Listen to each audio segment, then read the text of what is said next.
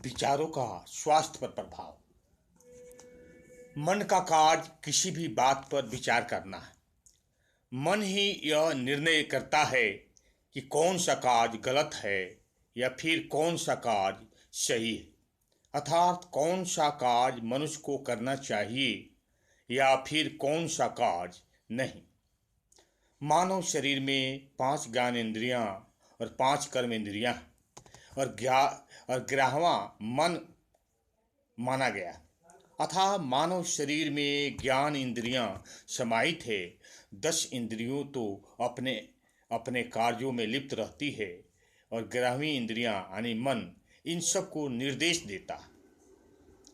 हमारे मन में जो भी विचार आते हैं उन सभी का आधार ज्ञान इंद्रियां होती है। राजसी विचार साधारण माने गए क्योंकि वे स्वार्थमय और संकुचित होते हैं। तामसी विचार हानिकारक होते हैं, अतः निंदनीय माने गए हैं। इन विचारों की उत्पत्ति हमारी दैनिक क्रियाएं, वातावरण, सामाजिक स्थिति आदि विभिन्न तत्वों पर असर पड़ता है। रोगों का प्रभाव। इस प्रकार इन विचारों का रोगों पर भी हितकर परिणाम पड़ता है। कई बार बिना रोग के ही हम केवल अपने विचारों के कारण रोगग्रस्त हो जाते हैं और कई बार साधारण से रोग की स्थिति भयंकर रोग की कल्पना से अधिक बिगड़ जाती है। भयंकर रोगों की अवस्था में हम अपने अच्छे विचार से व्यक्ति को स्वस्थ कर सकते हैं, साथ ही इंद्रियों को भी विश्राम दे सकेंगे तथा मस्तिष्क पर अन्यास अधिक श्रम न डालकर स्वयं उसका जोग लाभ लेने में समर्थ हो पाएंगे। अनेक विचारों की अस्थिरता भी हमें भयंकर रोगों की ओर ले जाती है।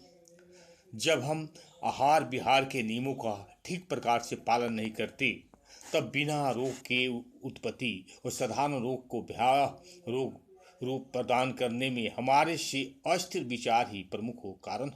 यदि हमारे विचार अच्छे हैं, दृढ़ हैं, तो हम स्वास्थ्य संबंधी नियमों का पालन करके ही अपने विचार बनाएंगे और साधारण रोग होने पर योग विचारों से भी हम रोग मुक्ति में समर्थ हो सकेंगे।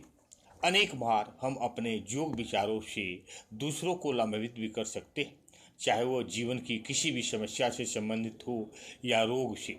यदि हमारे विचार अयोग्य और अस्थिर है तो हम उस स्वास्थ्य व्यक्ति को भी रोगी और साधारण रोगी को मृत्यु के मुख में डाल सकते।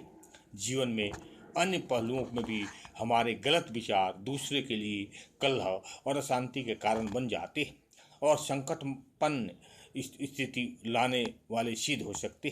अतः हमें किसी भी प्रकार के विचारों को योग रीति से स्वास्थ्य मन से चिंतन करने के बाद निश्चित करना चाहिए और तदनुसार उसे विहित करना चाहिए।